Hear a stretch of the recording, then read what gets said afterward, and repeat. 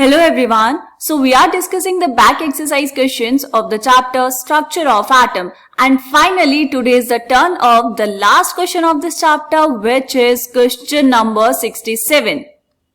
So here the question is, A part, how many subshells are associated with n is equals to 4, and B part is, how many electrons will be present in the subshells having ms value of -half for n is equals to 4. Okay पहले ए part check करेंगे बेटा. ए part में क्या बताना है आपको, कितने subshells associated हैं with n is equals to 4. n क्या है बेटा, प्रिंसिपल क्वांटम नंबर.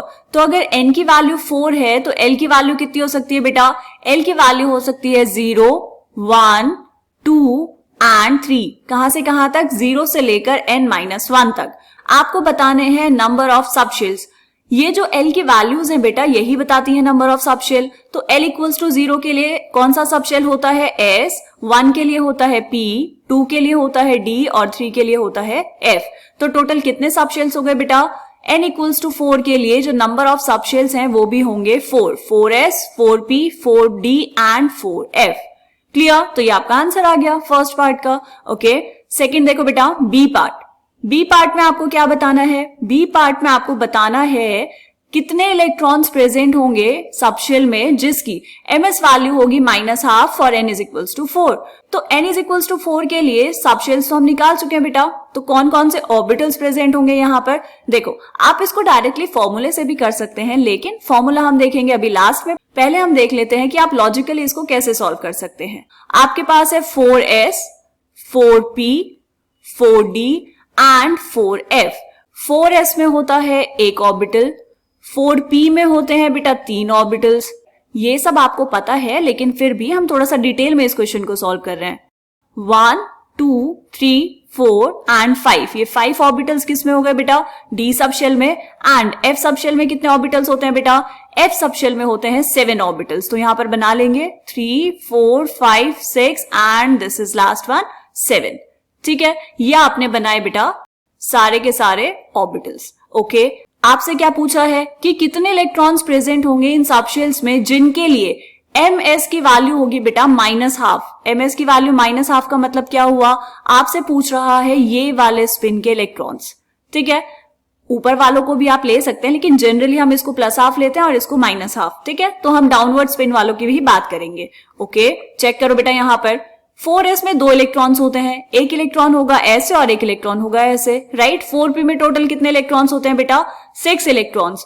तो 3 इलेक्ट्रॉन्स होंगे अपवर्ड स्पिन के साथ, मतलब ms होगा +half, और 3 इलेक्ट्रॉन्स होंगे जिनके लिए ms की वैल्यू कितनी होगी बेटा, -half.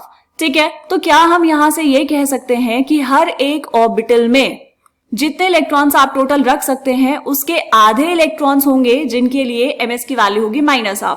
तो यहां पर कितने होंगे बेटा, यहां पर होगा एक इलेक्ट्रॉन ऐसा, यहां पर होंगे टोटल 3 इलेक्ट्रॉन्स, यहां पर होंगे 5 इलेक्ट्रॉन्स और यहां पर होंगे टोटल 7 इलेक्ट्रॉन्स. आप चाहे तो फिल कर सकते हैं.